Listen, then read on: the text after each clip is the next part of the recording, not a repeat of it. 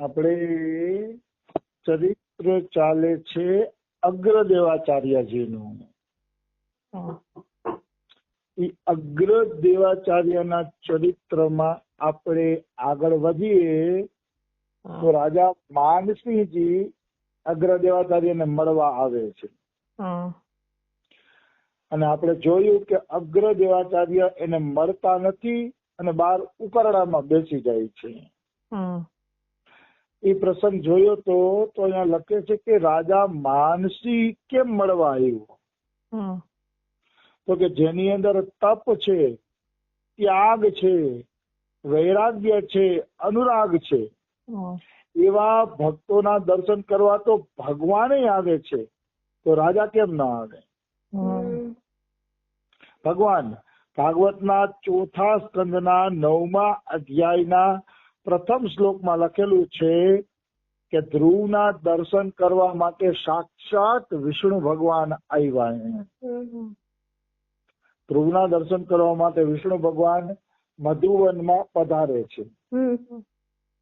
અને સ્વામી હરિદાસ માટે તો એમ કહેવાય છે કે નૃપતિ દ્વાર ઠાડે રહે દર્શન આશા છાસુ કી આસુ ધીર ઉદ્યોત કર રસિક છાપ હરિદાસ કી. મતલબ સ્વામી હરિદાસના દરવાજે તો અકબર જેવા પણ ઉભા રહેતા કે અમને એના દર્શન થઈ જાય. અકબર જેવા પણ ઉભા રહેતા. તો રાજા મહારાજા સંતોના દરવાજે ઉભા રહીએ છે, એમાં કોઈ નવી નવાઈ નથી.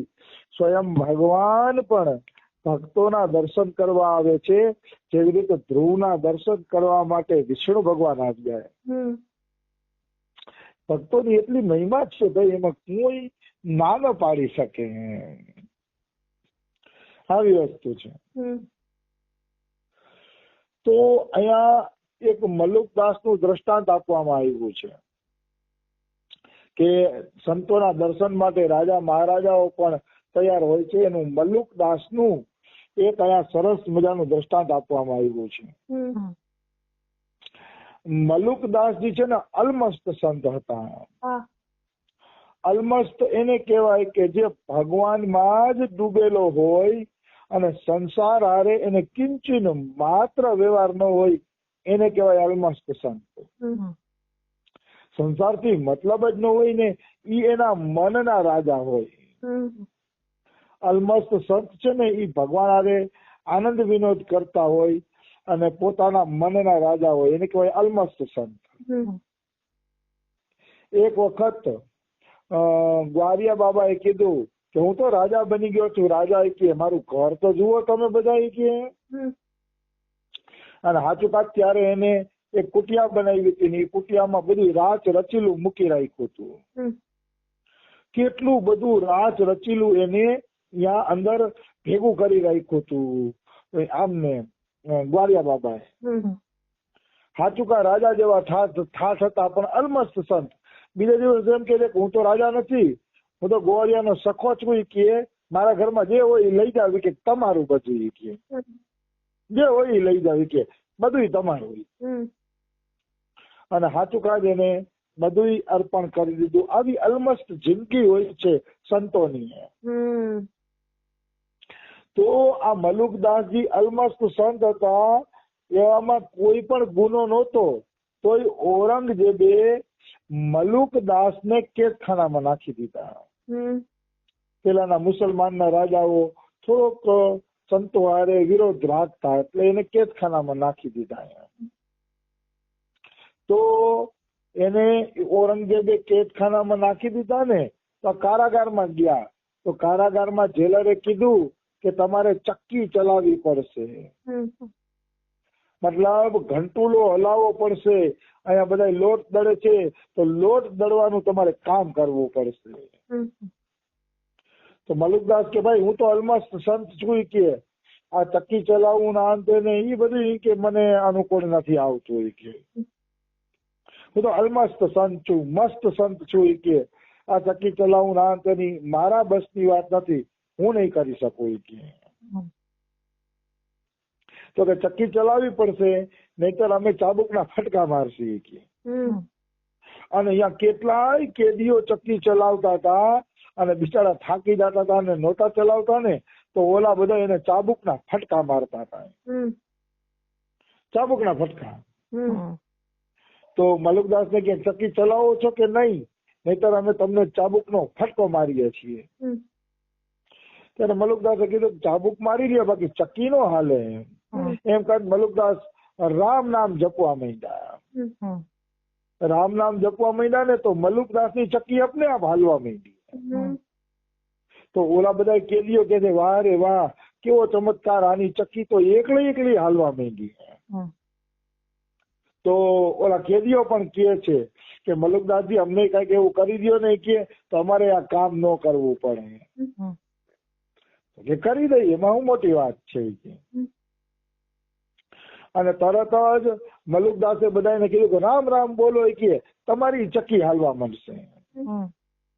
તો ઓલા બધા કેદીઓ રામ રામ બોલવા માંડ્યા અને રામ રામ બોલવા માંડ્યા તો બધાની ચક્કીઓ હાલવા માંડી. બધાની ચક્કી રામ નામથી હાલે છે. રામ નામથી તો આખું જગત હાલે છે. રામ નામથી તો પથ્થર તૈરા છે. તો ચક્કી હાલી જાય એમાં શું મોટી વાત છે? એ કોઈ બહુ મોટી વાત નથી. તો ચક્કીઓ હાલવા માંડી અને તરત જ ઓલા જેલરે ઔરંગઝેબના દીકરાને સમાચાર આપ્યા. ઔરંગઝેબનો દીકરો હતો ને એનું નામ હતું શાહજાદો હતો, એનો દીકરો ઔરંગઝેબનો આઝમ શાહ. આઝમ શાહ ને સમાચાર આપ્યા ભાઈ એક ફકીર આવી ગયો છે અને આ રીતે ચક્કી હલવે છે. તો આઝમ શાહ કે કોઈ સિદ્ધ ફકીર લાગે છે કે એને મારી પાસે લઈ આવો, મારે એના દર્શન કરવા છે. એટલે સેવકો આવ્યા અને આવીને કહે છે કે આઝમ શાહ તમને યાદ કરે છે કે હાલો અને આઝમ શાહ ને દર્શન આપો. કે ત્યારે મલુકદાસ બોલ્યા કે શાહજાદાને દર્શનની ઈચ્છા હોય તો અહીંયા લ્યાવો હોય કે, કારણ કે સંસારી પુરુષ સાધુ પાસે જાય ને તો એ સંસારી પુરુષનું સૌભાગ્ય છે. એ સંસારી પુરુષની સદગતિ થઈ જાય છે. પણ સાધુ પુરુષ જો સંસારીને ત્યાં જાય ને તો સંસારીનું અધપતન થાય છે અને સાધુનું અધપતન ના સોરી સંસારીનું અધપતન ન થતું, સાધુનું અધપતન થાય છે. કારણ કે સાધુ ક્યારેય સામેથી સંસારીના ઘરે જવો જોઈએ નહીં. અરે ભાઈ મનનો રાજા છે, જરૂર હોય તો સંસારી એના દર્શન કરવા આવે, સાધુ થોડો સંસારીના ઘરે જાય. તો પાછો તમને પ્રશ્ન થતો હશે કે ઘણા સાધુ તો સંસારીના ઘરે જતા હોય છે. તો કે જે સાધુ પહોંચેલો છે, જે સાધુને માયાનો ભય નથી અને માયા જેને પછાડી નથી શકતી, એ સાધુ ગમે એના ઘરને પવિત્ર કરવા માટે સામેથી જઈ શકે છે. એને કોઈ દોષ નથી. અમારા બાબાને ઘણી વાર ગુજરાતી કોલોનીમાં મકાનનું ઉદ્ઘાટન કરવા બોલાવે તો અમારા બાબા આવે છે, જરૂર આવે છે. કોઈનો જન્મદિવસ હોય કે ગમે એવી કઈ વસ્તુ હોય તો અમારા બાબા અહીંયા સુધી આવે છે, ધક્કો ખાય છે. રમેશ બાબા ગુજરાતીના ઘરે ઘરે પગલા કરી ગયા છે. એકવાર અમારા શાસ્ત્રીજીના મકાનનું ઉદ્ઘાટન હતું ને ત્યારે રમેશ બાબાને બોલાવ્યા હતા. ત્યારે રમેશ બાબાએ બધા ઘરે ઘરે ગુજરાતીના ઘરે એને પગલા કર્યા. તો ઈ મહાપુરુષની વાત નથી, પણ સાધારણ સાધુ એને બને ત્યાં સંસારીના ઘરે ન જવું જોઈએ, કારણ કે લેપાઈ જાય. ઓલા હરખી રીતે રાખે, ખવડાવે પીવડાવે ને એવું બધું કરે ને એટલે લેપાઈ જાય. કહે તો ભાઈ મજા છે, આ તો ભાઈ ટાઢા ટુકડા ખાવા મળતા હોય, અહીંયા ગરમ વસ્તુ ખાવા મળતી હોય એટલે લેપાવાની શક્યતા રહે. એમાં કોઈ એટલે કોઈ શંકા નથી. આવી વસ્તુ છે. એટલે આ મલુકદાસ કહે છે કે રાજાને અહીંયા લઈ આવો દર્શન કરવા હોય તો ઈ ભલે અહીંયા આવે, અમે નહીં આવીએ. ત્યારે આઝમ શાહને વાત કરી કે મલુકદાસજી આવે એમ નથી. ત્યારે આઝમ શાહ પોતે સામેથી આવી અને મળે છે. એવી જ રીતે અગ્રદાસના દર્શન કરવા માનસીજી આવ્યા અને સ્વયં અકબર રાજા સ્વામી હરિદાસના દર્શન કરવા જાતા. એટલે સંત હંમેશા ક્યાંય જાતા નથી, એ પાકી વાત છે. અને સંતે ક્યાંય જવું પણ ન જોઈએ.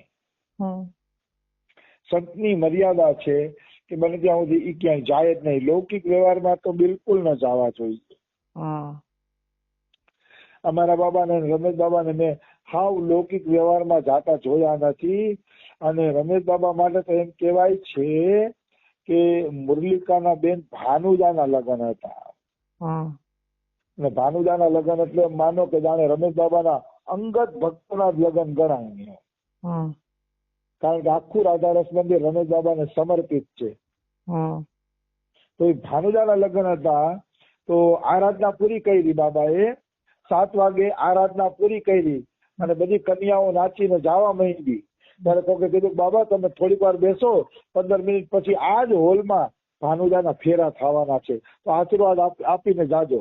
બાબા ક્યારે આશીર્વાદ લેના હો તો ઉनको ઉપર ભેજ દેના માન મંદિર. એમ કહીને બાબા નીકળી ગયા. બોલો, આશીર્વાદ દેવા એ રોકાણા નહીં. કારણ કે ફેરા બેરા દેવા એ સંતોનું કામ નથી. આવી વસ્તુ છે. એનો અર્થ એવો નથી, ઘણા સંતો એવી રીતે આશીર્વાદ દેવા ગયા પણ છે. હું એક વખત એક જગ્યાએ ગયો હતો મારા મામાના છોકરાના લગ્ન માટે. એવું નથી કે આશીર્વાદ દેવા જાય નાનો થઈ ગયો, પણ બને ત્યાં સુધી સંતોએ દેખાડવું જોઈએ કે ભાઈ સંસારથી થોડાક દૂર રહીએ તો સારું.